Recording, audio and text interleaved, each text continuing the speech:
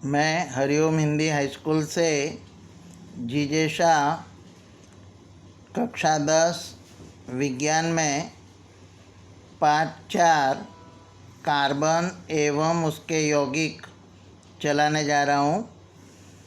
तो सबसे पहला मुद्दा देखें तो भू प्रॉपर्टी में खनिज, जैसे कि आप जानते हैं ये खनिज कार्बोनेट, हाइड्रोजन कार्बोनेट, कोयला एवं पेट्रोलियम के रूप में जो पाई जाती हैं उनमें कार्बन की मात्रा 0.02% है, जबकि वायुमंडल में कार्बन डाइऑक्साइड के रूप में कार्बन पाया जाता है, उसकी मात्रा 0.03% है। अब कार्बनिक यौगिक, जो कि आप जानते हैं कि सहसंयोजक यौगिक हैं, कहने का मतलब जो भी कार्बनिक यौगिक होते हैं वो परस्पर इलेक्ट्रॉन की साझेदारी करके सहसंयोजक आबंध बनाते हैं। तो उनके गुणधर्मों की चर्चा हम करें तो इनके क्वथनांक एवं गलनांक कम होते हैं, इनके परमाणुओं के बीच आंतर आणवीय आकर्षण बल निर्बल होते हैं, ये विद्युत के कुचालक होते हैं, ये ठोस, द्रव एवं गैस अवस्था में भी पाए जाते हैं। ये पानी में अघुलनशील है, परंतु कार्बनिक विलायकों में घुलनशील है। तो ये हमने कार्बनिक यौगिकों के, यानी कि जो कि सहसंयोजक यौगिक भी कहलाते हैं, उनके हमने गुणधर्म देखे। इसके बाद कार्बन की चतुः संयोजकता यानी आप जानते हैं कि किसी भी तत्व के परमाणु में सबसे बाहर की कक्षा में जितने इलेक्ट्रॉन होते हैं उसे हम उस तत्व की संयोजकता कहते हैं। तो कार्बन की चतुःसंयोजकता है, कहने का मतलब इसकी परमाणु संख्या 6 है, पहली कक्षा में 2 इलेक्ट्रॉन और सबसे बाहर की कक्षा में 4 इलेक्ट्रॉन पाए जाते हैं। कार्बन के सबसे बाहरी कोश में 4 इलेक्ट्रॉन हैं, इसलिए उत्कृष्ट गैस विन्यास को प्राप्त करने के लिए या तो इन्हें 4 इलेक्ट्रॉन प्राप्त करने पड़ते हैं या 4 इलेक्ट्रॉन खोने की आवश्यकता होती है। कहने का मतलब आप जानते हैं कि कोई भी तत्व अपने निकट की उत्कृष्ट गैस की इलेक्ट्रॉन विन्यास प्राप्त करे तो वह धनायन या ऋण आयन में बदल सकता है। तो उत्कृष्ट गैस विन्यास प्राप्त करने के लिए कार्बन के बाहर की कक्षा में 4 इलेक्ट्रॉन होने से या तो उसे 4 इलेक्ट्रॉन प्राप्त करने पड़ते हैं या उसे इलेक्ट्रॉन खोने पड़ते हैं। तो हम देखें कि ये 4 इलेक्ट्रॉन प्राप्त कर कार्बन 4 ऋण आयन नहीं बना सकता, क्योंकि कार्बन की नाभि में 6 प्रोटॉन होते हैं और 4 अतिरिक्त इलेक्ट्रॉन इसे धारण करना मुश्किल हो सकता है, इसलिए ये कार्बन 4 ऋण आयन नहीं बना सकता। इसी तरह 4 इलेक्ट्रॉन खोकर कार्बन 4 धनायन बना सकता है, नहीं बना सकता। परंतु धनायन नहीं बना सकता। 4 इलेक्ट्रॉन को खोकर 6 प्रोटॉन वाले नाभिक में, आप जानते हैं कार्बन परमाणु की नाभि में 6 प्रोटॉन है। अब यदि वह 4 इलेक्ट्रॉन खो देता है तो केवल 2 इलेक्ट्रॉन का कार्बन धनायन बनाने के लिए अत्यधिक ऊर्जा की आवश्यकता है, इसलिए कार्बन 4 धन आयन भी नहीं बन सकता।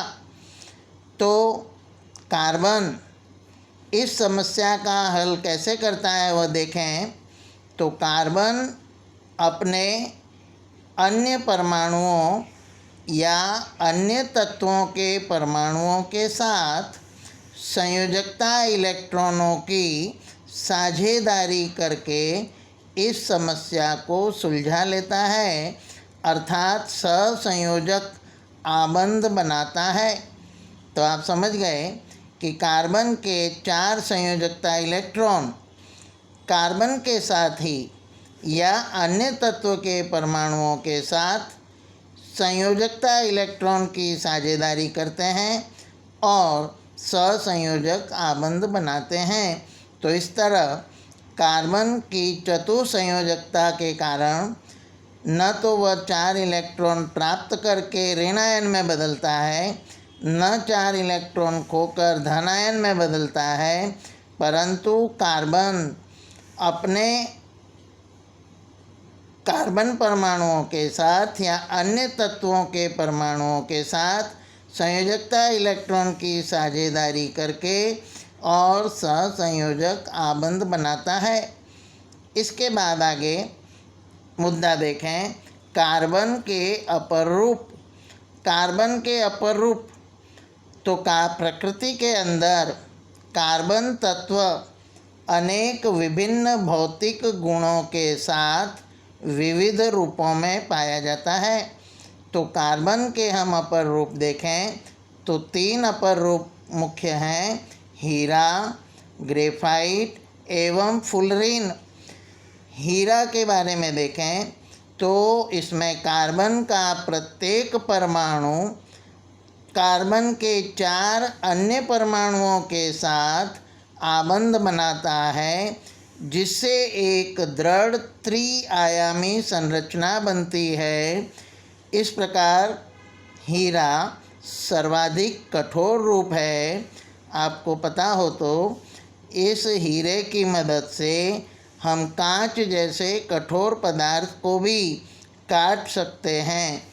तो शुद्ध कार्बन को अत्यधिक उच्च दाब एवं ताप पर उपचारित करके हीरे को संश्लेषित किया जाता है।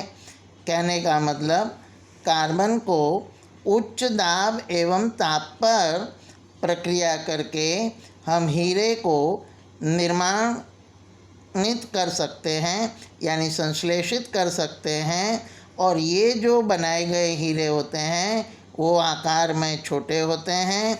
हीरा विद्युत का कुचालक है। इसका घनत्व 3.51 ग्राम प्रति घन सेमी और इसका गलन बिंदु 4203 केल्विन। इसलिए आप समझ गए यह कितना कठोर होगा। और इसका अपवर्तनांक 2.5 है।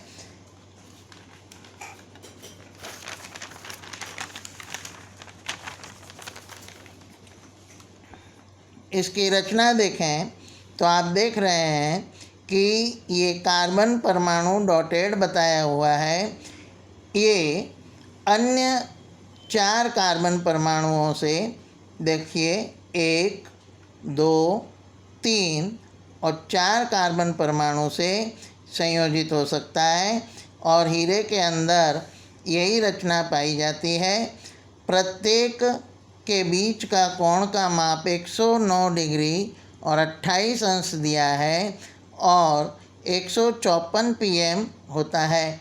अब इधर देखें तो ये ग्रेफाइट की रचना है। ग्रेफाइट के अंदर विद्यार्थी मित्रों प्रत्येक कार्बन परमाणु आप जैसे देखेंगे जहाँ मैंने पॉइंट किया है वहाँ एक कार्बन परमाणु अन्य 3 कार्बन परमाणुओं से जुड़ा हुआ है, पर ये स्तरित रचना बनाता है और एक के ऊपर एक स्तर इसका संयोजित होता है। तो कार्बन का ग्रेफाइट के बारे में देखें तो प्रत्येक परमाणु कार्बन के अन्य 3 परमाणुओं के साथ एक ही तल पर होता है, जिससे षटकोणीय व्यू मिलता है। एक आबंध द्विआबंधी होता है। षटकोणीय तल एक दूसरे पर व्यवस्थित होते हैं। घनत्व इसका 2.22 ग्राम प्रति घन सेमी होता है और ये ऊष्मा तथा विद्युत के सुचालक हैं। तो इस तरह ये कार्बन का दूसरा अपर रूप हमने ग्रेफाइट के बारे में समझा। अब आगे देखें तो फुलरीन कार्बन अपर रूप का अन्य वर्ग है। सबसे पहले C60 यानी कार्बन 60 कार्बन परमाणुओं को एक दूसरे से जोड़कर ये फुलरीन रचना बनाई गई, जिसमें कार्बन के परमाणु फुटबॉल के रूप में व्यवस्थित होते हैं और अमेरिकी आर्किटेक्ट बकमिंस्टर फुलर द्वारा इसे डिजाइन किया गया और जियोडेसिक गुंबद के समान लगता है, इसलिए इस अणु को फुलेरीन कहते हैं। तो इस तरह हमने कार्बन के 3 अपर रूप देखे, हीरा, ग्रेफाइट और फुलरीन। इसके बाद आगे देखें तो CO2 सूत्र वाले कार्बन डाइऑक्साइड की इलेक्ट्रॉन बिंदु संरचना क्या होगी, ये प्रश्न है। CO2 यानी कार्बन डाइऑक्साइड जिसका अणुसूत्र हो, उसकी इलेक्ट्रॉन बिंदु संरचना क्या होगी।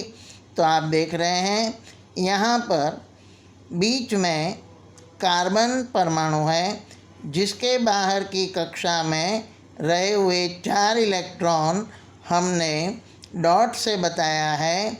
दोनों तरफ ऑक्सीजन परमाणु है, जिसके बाहर की कक्षा में रहे हुए 6 इलेक्ट्रॉन हमने क्रॉस से बताया है। अब आप यहाँ आगे देखेंगे बिंदु संरचना कार्बन डाइऑक्साइड की। तो कार्बन परमाणु जो है ऑक्सीजन के 2 इलेक्ट्रॉन से साझेदारी करके और सहसंयोजक आबंध द्विबंध बनाता है और कार्बन डाइऑक्साइड की रचना बनती है। तो आप देखेंगे कार्बन ऑक्सीजन के साथ 2 इलेक्ट्रॉन की साझेदारी करके द्विसहसंयोजक आबंध बनाता है। अब आगे देखें तो दूसरा प्रश्न है, सल्फर के 8 परमाणुओं से बने सल्फर के अणु की इलेक्ट्रॉन संरचना। तो सल्फर के आप देखेंगे कि 8 परमाणु इस तरह से जुड़े हुए हैं जो चित्र में बताया है, और यहाँ पर हम उसकी इलेक्ट्रॉन बिंदु संरचना देख सकते हैं। आगे देखें तो कार्बन का एक विशिष्ट गुण है कार्बन का कैटेनेशन का गुण। कैटेनेशन को अपने हिंदी में श्रृंखलन गुण कहा गया है। तो प्यारे विद्यार्थी मित्रों, कार्बन मात्र एक ऐसा तत्व है कि जिसके अंदर परस्पर जुड़कर सहसंयोजक आबंध बनाकर कार्बन की लंबी श्रृंखला बना सकता है और लंबी श्रृंखला वाले कार्बनिक यौगिक बना सकता है। कार्बन के इस विशिष्ट गुणधर्म को ही हम कैटेनेशन कहते हैं। तो देखें कार्बन में कार्बन के ही अन्य परमाणुओं के साथ आबंध बनाने की अद्वितीय क्षमता होती है और जिससे बड़ी संख्या में अणु बनते हैं। इस गुण को अणु श्रृंखलन कहते हैं। इन यौगिकों में कार्बन की लंबी श्रृंखला कार्बन की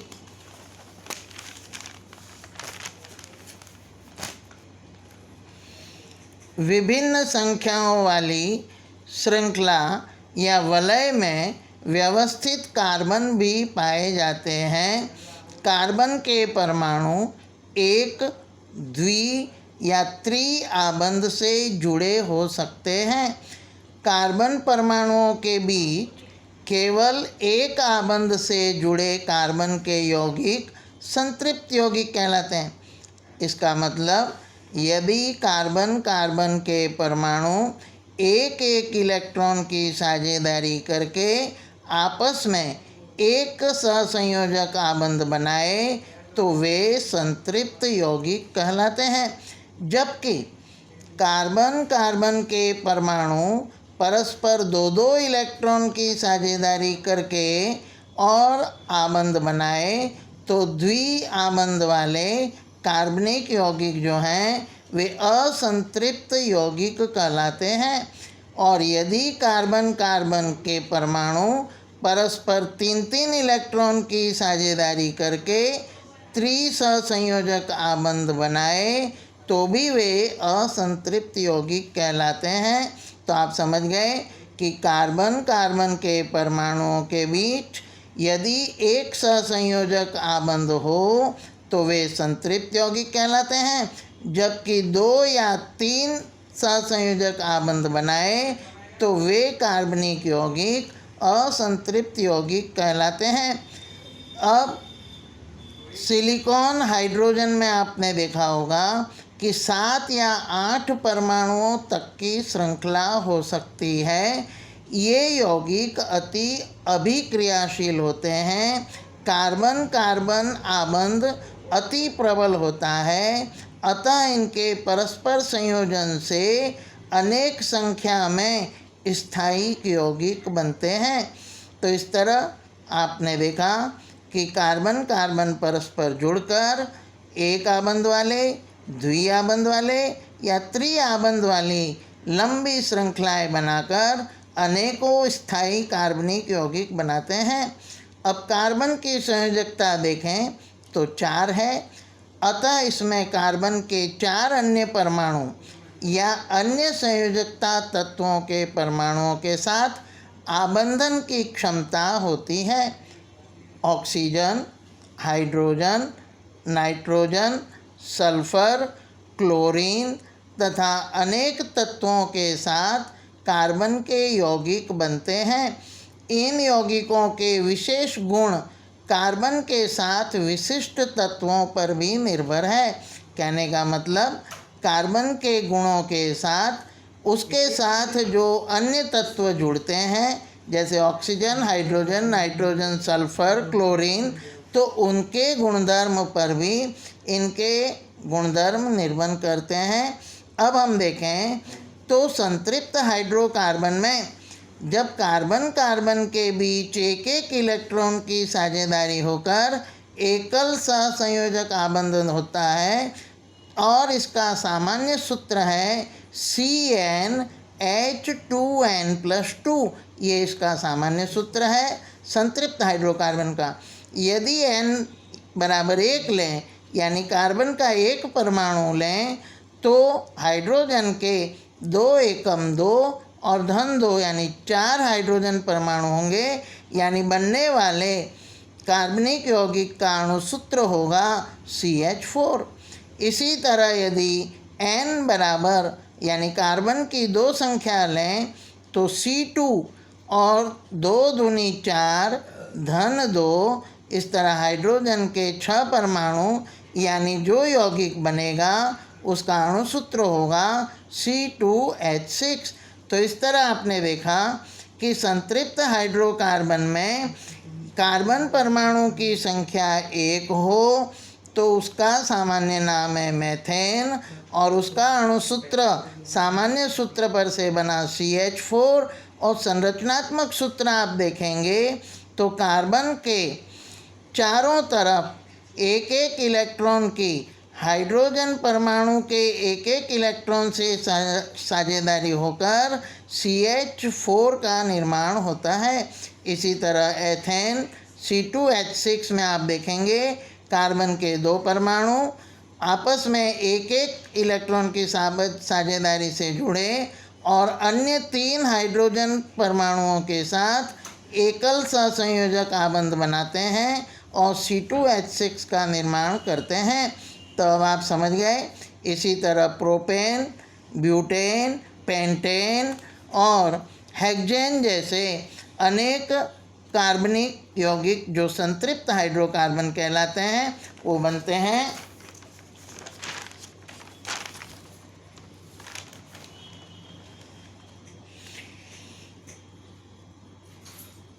अब हम आगे देखें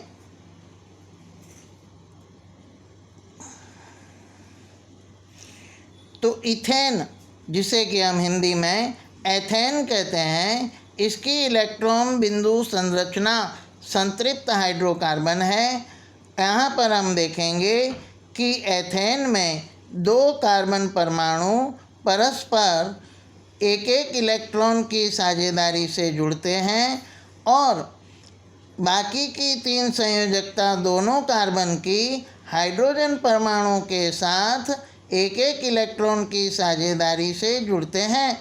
यहाँ पर कार्बन कार्बन के बीच एक एक इलेक्ट्रॉन की साझेदारी है। अब आप देखेंगे इस तरह C और हर एक कार्बन के साथ 3 हाइड्रोजन है, इसलिए CH3 CH3 और इस तरह 2 कार्बन और 6 हाइड्रोजन मिलके इसका अणु सूत्र होता है C2H6। तो ये संतृप्त हाइड्रोकार्बन हुआ। अब आप देखेंगे कि असंतृप्त हाइड्रोकार्बन में क्या होता है। तो असंतृप्त हाइड्रोकार्बन का एक उदाहरण लें, एथीन, जिसे हम इथीन भी कहते हैं। इनकी इलेक्ट्रॉन बिंदु संरचना तो असंतृप्त हाइड्रोकार्बन है। इसे N हटाकर इन एल्केन का N प्रत्यय हटाकर इन प्रत्यय लगाने पर एल्कीन बनता है, यानी इथेन एथेन से एथीन बनता है और प्रोपेन से प्रोपीन बनेगा, जिसका सामान्य सूत्र CnH2n-2 है। द्विसहसंयोजक आबंध है। अब हम आगे देखें तो यहाँ कार्बन कार्बन परमाणु 2 इलेक्ट्रॉन की साझेदारी करता है और अन्य 2 संयोजकता 2 हाइड्रोजन परमाणु के इलेक्ट्रॉन के साथ सहसंयोजक आबंध बनाने में पूर्ण करता है। तो ये एथीन की इलेक्ट्रॉन बिंदु संरचना हुई। इसी तरह एथेन में हम देखें तो असंतृप्त हाइड्रोकार्बन है, इन्हें एल्काइन कहते हैं। इनका सामान्य सूत्र CnH2n-2 है और त्रिसहसंयोजक आबंध बनता है।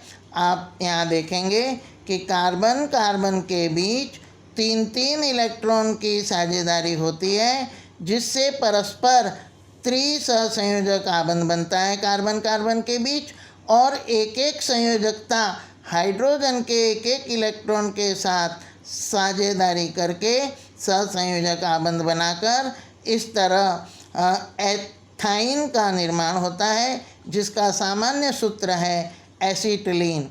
तो इस तरह हमने देखा कि हाइड्रोकार्बन यौगिक का वर्णन हम या वर्गीकरण कितनी तरह से कर सकते हैं। तो सरल श्रृंखला वाले, शाखीय श्रृंखला वाले और वलय रचना वाले। आप देखेंगे सभी कार्बन जब एक ही लाइन में जुड़े, एक ही रेखा में जुड़े तो वे सरल श्रृंखला वाले कहलाते हैं। जैसे 6 कार्बन वाले हाइड्रोजन जिसका अणुसूत्र है C6H14, वो इस तरह से आकृति में आप देख रहे हैं कि 6 कार्बन परमाणु परस्पर जुड़कर लंबी श्रृंखला बनाई, सरल श्रृंखला, और हाइड्रोजन परमाणुओं के साथ जुड़कर नॉर्मल हेक्सेन का निर्माण करते हैं। अब शाखीय श्रृंखला वाले तो एक या अधिक कार्बन से शाखा युक्त है। अब यहाँ आप देखेंगे कि यहाँ पर कार्बन इधर 2 कार्बन से जुड़ा है और इधर 1 कार्बन से जुड़ा है। आइसो मतलब शाखा या ब्रांच, और यहाँ पर कुल कार्बन परमाणु 4 है, इसलिए इसे आइसोब्यूटेन कहेंगे। दूसरा हम देखें तो वलय रचना वाले हाइड्रोकार्बन भी होते हैं। प्रथम कार्बन परमाणु अंतिम कार्बन परमाणु के साथ सीधा जुड़ा होता है और इस तरह वलय रचना बनाते हैं, जिसका उदाहरण है बेंजीन और जिसका अणुसूत्र है C6H6। तो इस तरह ये वलय रचना वाले होते हैं। फिर आता है, हम देखें तो समावयन। समावयन अर्थात क्या? तो समान आणविक सूत्र समान हो लेकिन उनकी संरचना भिन्न हो तो उन यौगिकों को समावयन कहते हैं। अंग्रेजी में इन्हें आइसोटोप भी कहते हैं। ब्यूटेन, जिसका अणुसूत्र C4H10 के समावयव हम देखें तो नॉर्मल ब्यूटेन, जिसमें 4 कार्बन परमाणु आप देखेंगे एक श्रृंखला में जुड़कर और 10 हाइड्रोजन के साथ जुड़कर और नॉर्मल ब्यूटेन की रचना इस आकृति में कर रहे हैं। जबकि पड़ोस की आकृति में हम देखें तो यहाँ पर 3 कार्बन परमाणु एक शाखा में है, जबकि चौथा कार्बन परमाणु दूसरे नंबर के कार्बन परमाणु के साथ शाखा बना रहा है, इसलिए इसे आइसोब्यूटेन कहते हैं। आप देखेंगे इसमें भी कार्बन की संख्या 4 है और हाइड्रोजन की संख्या 1 2 3 4 5 6 7 8 9 और 10। यानी आप देखेंगे कि दोनों के अणुसूत्र समान है पर संरचना का सूत्र अलग अलग है, इसलिए ये समावयन कहलाते हैं। तो इसी तरह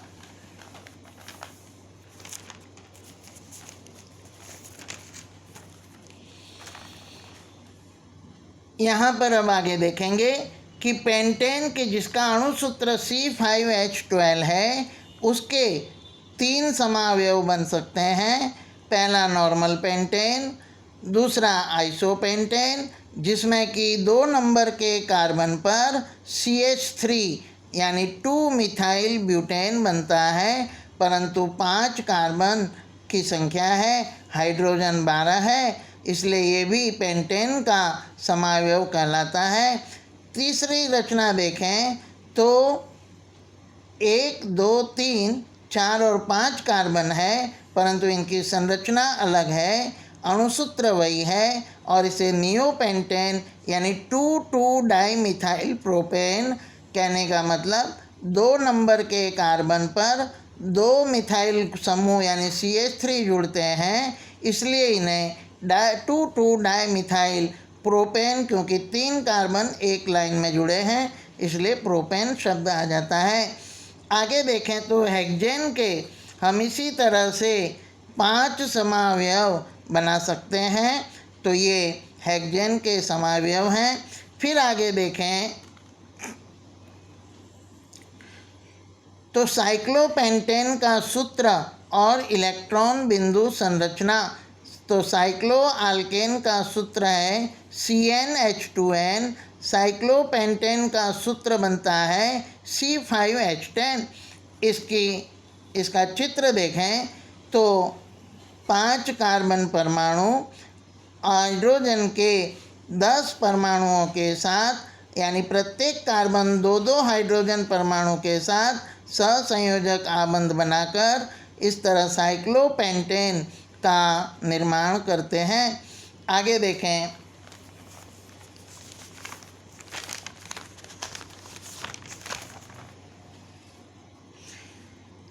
तो अब चर्चा में हम लेते हैं विषय विषम परमाणु। तो विषम परमाणु के लिए हाइड्रोकार्बन श्रृंखला में यह तत्व एक या अधिक हाइड्रोजन को इस प्रकार प्रतिस्थापित करते हैं कि कार्बन की संयोजकता संतुष्ट रहती है। ऐसे यौगिकों में हाइड्रोजन को प्रतिस्थापित करने वाले तत्व को विषम परमाणु कहते हैं। यानी प्यारे बच्चों, हैलोजन जैसे कि क्लोरीन, ब्रोमीन या ऑक्सीजन, नाइट्रोजन और सल्फर परमाणुओं के द्वारा हाइड्रोकार्बन की जो श्रृंखला होती है उसमें से हाइड्रोजन को दूर करते हैं और उनके स्थान पर ये जुड़ जाते हैं। ऐसे तत्वों को हम विषम परमाणु कहते हैं। अब आता है प्रकार्यात्मक समूह। प्रकार्यात्मक समूह को हम सादी भाषा में क्रियाशील समूह भी कह सकते हैं। तो प्रकार्यात्मक समूह के बारे में देखें तो विषम परमाणु और उन्हें समाविष्ट करने वाले समूह जो यौगिकों को विशिष्ट गुणधर्म प्रदान करते हैं, यह गुण कार्बन श्रृंखला की लंबाई और प्रकृति पर आधार नहीं रखते, उन्हें हम क्रियाशील समूह कहते हैं। तो आप यहाँ देखेंगे कि हेलो क्लोरो ब्रोमो, हेलो मतलब हेलोजन, हेलोजन समूह में क्लोरीन और ब्रोमीन तत्व ये क्रियाशील समूह हैं और उनके सूत्र Cl यानी क्लोरीन और ब्रोमो यानी ब्रोमीन Br है। और ऑक्सीजन के जुड़ने पर 4 अन्य क्रियाशील समूह या प्रकार्यात्मक समूह बनते हैं, जिसमें OH, CHO, CO और COOH। COOH को कार्बोक्सिलिक समूह, CO को कीटोन समूह, एल्डिहाइड समूह में CHO और अल्कोहल में OH समूह का सूत्र बनता है। अब इसके आगे हम देखेंगे नया मुद्दा, समजातीय श्रेणी। तो जो हाइड्रोकार्बन की श्रृंखला है उसके अंदर दो कार्बन का जो अंतर निकालें तो CH2 जितना अंतर मिले तो वह समजातीय श्रेणी कही जाती है। जैसे कि आप उदाहरण के रूप में यहाँ देखेंगे तो CH3OH तथा C2H5OH, इन दोनों का अंतर ज्ञात करें तो कार्बन की संख्या इसमें 2 है, यहाँ 1 है, घटाने पर 1 मिला, यहाँ 5 हाइड्रोजन है और यहाँ 3 हाइड्रोजन है, इसलिए घटाने पर 2 हाइड्रोजन मिला यानी CH2 अंतर है।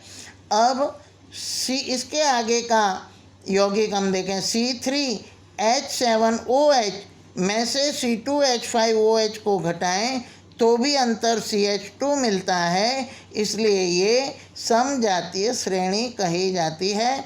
तो कार्बनिक यौगिकों की ऐसी श्रेणी जिसमें कार्बन श्रृंखला में रहे हाइड्रोजन को समान प्रकार के क्रियाशील समूह द्वारा विस्थापित किए गए हों, उन्हें समान धर्मीय समजातीय श्रेणी कहते हैं। तो आप अब समझ गए समजातीय श्रेणी के बारे में। अब आगे देखें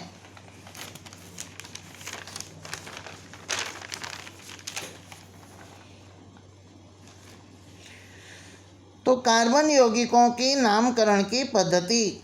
तो कार्बन यौगिकों की नामकरण पद्धति में हम पहले देखेंगे कि 1 कार्बन परमाणु वाला मेथेन कहलाता है, 2 कार्बन परमाणु वाला एथेन कहलाता है, 3 कार्बन परमाणु संख्या वाला प्रोपेन, 4 वाला ब्यूटेन, 5 वाला पेंटेन, 6 कार्बन परमाणु वाला हेक्सेन, 7 कार्बन परमाणु वाला हेप्टेन, 8 कार्बन परमाणु वाला ऑक्टेन, 9 कार्बन परमाणु वाला नोनेन और 10 कार्बन परमाणु वाला डिकेन कहलाता है। तो नामकरण करने के लिए सबसे पहले कार्बन के परमाणु की संख्या ज्ञात होनी चाहिए और इस तरह उन्हें नाम दे सकते हैं। फिर आगे देखें तो प्रक्रियात्मक समूह की उपस्थिति में इसको पूर्व लग्न या अनुलग्न के साथ यौगिक के नाम में दर्शाते हैं, जो हम सारणी 4.4 पेज में हमको 75 पेज पर किताब में दी है। उस सारणी को देखें तो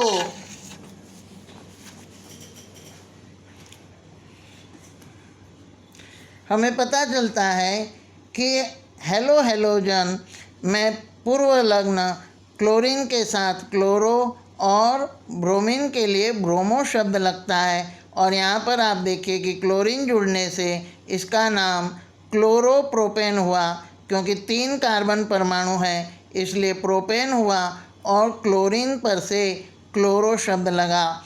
इसी तरह ब्रोमीन पर से ब्रोमोप्रोपेन बना। आगे हम देखें तो एल्कोहल समूह के लिए ऑल शब्द लगता है। जैसे 3 कार्बन वाले एल्कोहल को प्रोपेनॉल नाम दिया, यानी पीछे ऑल शब्द जुड़ा। और एल्डिहाइड में अनुलग्न लगता है एल, तो 3 कार्बन वाले एल्डिहाइड को हम प्रोपेनेल कहते हैं और कीटोन समूह को ऑन प्रत्यय लगता है, अनुलग्न लगता है। इस तरह 3 कार्बन परमाणु वाले कीटोन के कार्बनिक यौगिक को हम नॉन शब्द जोड़कर प्रोपेन से प्रोपेनॉन कहते हैं।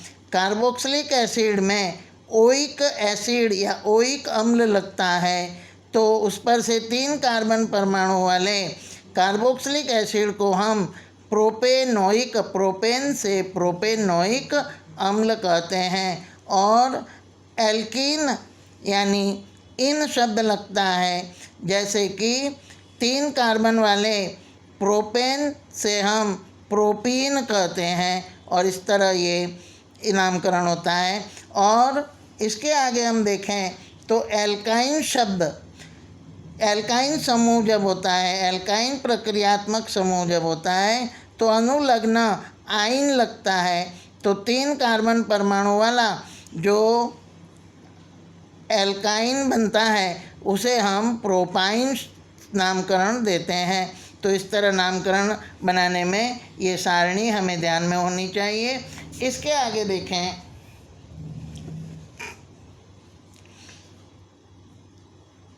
तो ये हमने सारणी पर से सब समझा।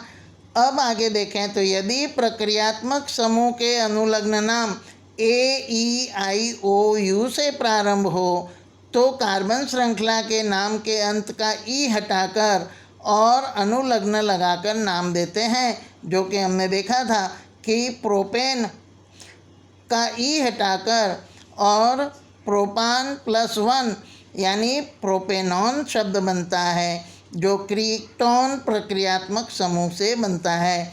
अब असंतृप्त श्रृंखला में अंतिम शब्द एन की जगह ENE या YNE से प्रतिस्थापित होते हैं। जैसे द्विआबंध हो तो उसे हम प्रोपीन और त्रिआबंध हो तो प्रोपाइन कहते हैं। क्रियाशील समूह के स्थान को भी निर्देशित करना पड़ता है। तो आप देखेंगे यहाँ 5 कार्बन परमाणु है, यहाँ भी 5 कार्बन परमाणु है। यहाँ हमने इस तरफ से 1 2 3 4 और 5 दिया, जबकि यहाँ पर कार्बन श्रृंखला में कार्बन परमाणु को क्रम इधर से दिया तो 1 2 3 4 और 5। परंतु यदि यहाँ पर प्रक्रियात्मक समूह लगा है तो 2 नंबर के कार्बन पर यहाँ आता है, जबकि इधर से हम देखें नंबर देके तो 4 नंबर पर आता है। तो नियम ये है कि जिसमें लघुत्तम अंक आए, तो आप देख रहे हैं कि ऊपर के जो प्रक्रियात्मक समूह में कार्बन का नंबर 2 है, जबकि नीचे वाले सूत्र में कार्बन का परमाणु नंबर 4 है। इसलिए हम 2 नंबर वाला कार्बन परमाणु पसंद करेंगे और फिर उसका नामकरण करेंगे। अब संरचनात्मक सूत्र कुछ बनाने हैं। तो एथेनोइक एसिड, एथेनोइक एसिड का सूत्र बनाने के लिए हमने ये 2 कार्बन परमाणु और उसके साथ ओइक एसिड है, इसलिए COOH और CH3, ये एथेनोइक सूत्र एसिड का सूत्र बना। ब्रोमोपेंटेन के लिए 5 कार्बन परमाणु एक ही साथ जोड़कर और फिर उसका हमने ब्रोमोपेंटेन नाम दिया। आगे देखें तो ब्यूटेनॉन में CH3 यानी 4 कार्बन परमाणु और उसको C डबल बॉन्ड O से जोड़ा और इस तरह हमने यहाँ ब्रोमोपेंटेन के अंदर 1 मिनट 1 2 3 4 और यहाँ पर एक CH2 और लगेगा और फिर Br जुड़ेगा, तो ये 5 कार्बन वाला ब्रोमोपेंटेन बना। अब ब्यूटेनॉन में हम देखें तो ब्यूटेन यानी 4 कार्बन परमाणु, तो 1 2 3 और 4 कार्बन परमाणु और उसके साथ द्विबंध में ऑक्सीजन है, इसलिए कीटोन समूह है। और हेक्सेनेल में देखें तो 1 2 3 4 5 और 6 कार्बन परमाणु और उसमें CHO समूह जुड़ा, इसलिए ये हेक्सेनेल कहलाता है। अब यहाँ पर नामकरण में हम देखें कि इनके सूत्र दिए हुए हैं, जिनके नाम लिखने हैं, तो ब्रोमीन लगा होने से ब्रोमो, और यहाँ 2 कार्बन होने से इसे हम एथेन यानी ब्रोमो एथेन कहेंगे। यहाँ पर CHO समूह लगने से इसे हम मैथेनेल कहेंगे, क्योंकि ये एल्डिहाइड समूह है। और यहाँ पर 1 2 3 4 5 और 6 यानी हेक्सेन है, और यहाँ पर त्रिआबंध है कार्बन कार्बन के बीच, इसलिए इसे हेक्साइन कहेंगे। तो इस तरह इसका सूत्रों का नामकरण भी हम कर सकते हैं। और आगे हम देखें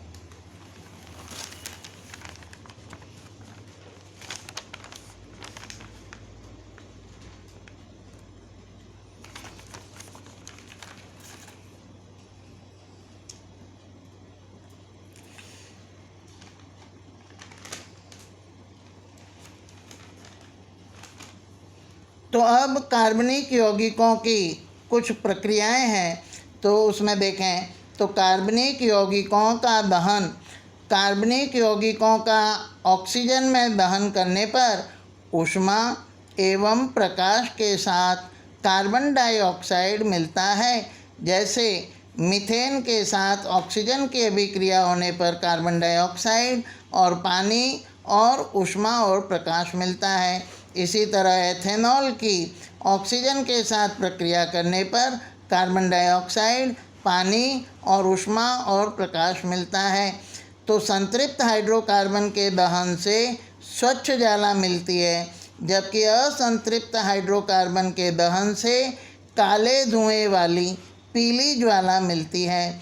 पर्याप्त ऑक्सीजन युक्त मिश्रण के दहन से नीली ज्योत प्राप्त होती है। ये आपको छोटे प्रश्नों के लिए याद रखना चाहिए। इसके बाद दूसरी प्रक्रिया हम देखें तो ऑक्सीकरण।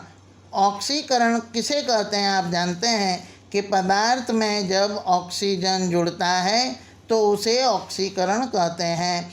और ऑक्सीकारक यानी कुछ पदार्थों के अंदर अन्य पदार्थों को ऑक्सीजन प्रदान करने की क्षमता होती है, और इन पदार्थों को हम ऑक्सीकारक कहते हैं। जैसे क्षारीय पोटेशियम परमैंगनेट यानी KMnO4 और अम्लीकृत पोटेशियम डाइक्रोमेट यानी K2Cr2O7, जिसका अणुसूत्र है K2Cr2O7, ये भी एक ऑक्सीकारक है। तो अल्कोहल का ऑक्सीकरण करने पर, जैसे एथेनॉल लें उदाहरण, तो उसमें से एसिटिक एसिड मिलता है। इसका बैंगनी रंग शुरुआत में KMnO4 का रंग दूर हो जाता है। इसे बेयर की कसौटी भी कहते हैं। एथेनॉल में 1 ऑक्सीजन परमाणु है, जबकि उत्पाद में 2 ऑक्सीजन परमाणु है, इसलिए ये ऑक्सीकरण प्रक्रिया कहलाती है। अब संकलन प्रक्रिया, जिसको हम सादी भाषा में योगशील अभिक्रिया कहते हैं, तो कार्बनिक यौगिक में दूसरे अणु के जुड़ने से नया यौगिक बनता है, उसे हम योगशील प्रक्रिया या संकलन प्रक्रिया कहते हैं। आप यहाँ देखेंगे कि ये कार्बनिक हाइड्रोकार्बन है, जिसमें निकल उत्प्रेरक की उपस्थिति में हाइड्रोजन से प्रक्रिया करने पर 2 हाइड्रोजन अणु जुड़ते हैं और नया यौगिक बनता है। जैसे कि हम आगे देखें तो वनस्पति तेल में लंबी असंतृप्त कार्बन श्रृंखला है, जबकि प्राणीज वसा में संतृप्त वसा अम्ल होते हैं, जो स्वास्थ्य के लिए हानिकारक होते हैं। अतः हमें प्राणीज वसा का उपयोग नहीं करना चाहिए, जबकि भोजन पकाने के लिए वनस्पति तेल का उपयोग करना चाहिए, क्योंकि वनस्पति तेल स्वास्थ्यप्रद होता है। अब आगे देखें तो एक प्रक्रिया और है, जिसे हम प्रतिस्थापन प्रक्रिया कहते हैं, जिसके अंदर आप समीकरण में देखेंगे कि मीथेन को क्लोरीन के साथ प्रक्रिया कराने पर सूर्य प्रकाश की उपस्थिति में जब ये प्रक्रिया होती है तो मिथाइल क्लोराइड बनता है और हाइड्रोजन क्लोराइड बनता है, और इस तरह इसे हम क्या प्रतिस्थापन अभिक्रिया कहते हैं। तो आज समय के अभाव में आगे भी अभी मुद्दे बाकी हैं, जो अगले वीडियो में इसको पूर्ण करेंगे। और इसी के साथ ये वीडियो यहाँ पर हम विराम लेंगे। जय हिंद, जय भारत।